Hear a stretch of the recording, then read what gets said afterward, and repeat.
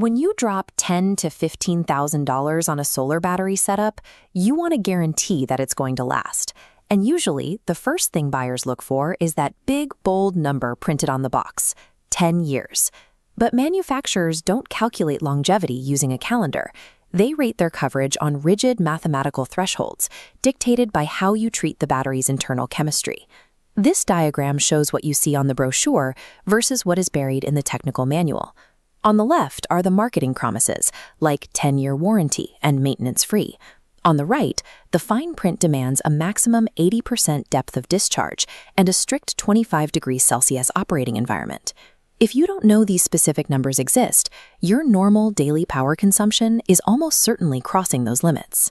Treating that 10-year marketing sticker as an unconditional promise is a quick way to unintentionally void your coverage and get stuck with a massive replacement bill.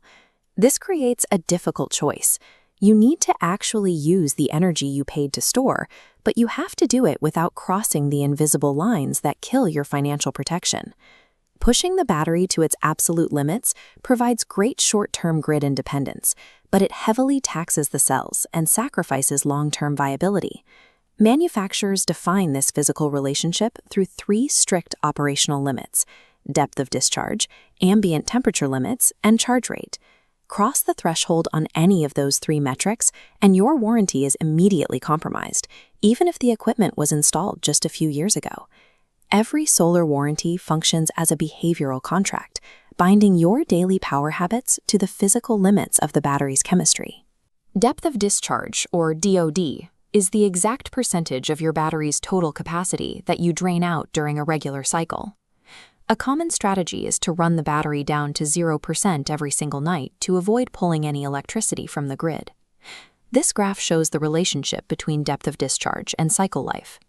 As you can see, there is a steep drop-off in lifespan the moment you push the depletion past 80%. This rapid drain physically degrades the cell chemistry, accelerating the drop in the battery's overall state of health. If you buy a lithium iron phosphate battery rated for 5,000 cycles at 80% DOD, but you drain it to 100% anyway, the effective lifespan drops to just 4,000 cycles. And manufacturers actively track this cycle degradation. If you file a claim for premature failure, they will check your depletion history to legally deny it. This forces you to weigh your priorities every day, extracting maximum energy today versus preserving the life of the system for tomorrow. If you ignore your DOD limits, your own daily energy routine will ruin your chances of an approved claim. The next major threat is ambient temperature. Many homeowners install their battery banks in unconditioned spaces, like hot garages, to save space inside the house. But warranty agreements restrict this, typically capping the maximum allowable ambient temperature at 45 degrees Celsius. For every 10 degrees Celsius you go above the optimal 25-degree mark, the battery's cycle life drops by about 20%. Subject it to that heat regularly, and the coverage is void. The third threat is how fast you push power into the cells. Owners often try to capture as much energy as possible during brief, intense windows of peak midday sun. Programming your inverter to force high amperage current into the battery at these speeds pushes the internal chemistry past its safe thermal limits. These extreme charging events trigger internal warnings. The battery actively records these overcurrent faults, giving the company hard data to prove you misused the equipment. Picking the easiest installation spot and aggressively charging the system prioritize short-term convenience, but they act as hidden traps for your financial protection. All of these rigid operational limits are actively monitored and enforced around the clock by the unit's internal battery management system, or BMS. Think of the BMS as the battery's aircraft black box. It logs every single time the voltage drops too low or the temperature spikes too high, preparing a complete record for the manufacturer's review team. To cut initial costs, some mix different battery brands, blend older internal chemistries, or intentionally bypass fuses to link mismatched equipment. When you wire a system to sidestep these engineered protection circuits, you completely remove the BMS safety net.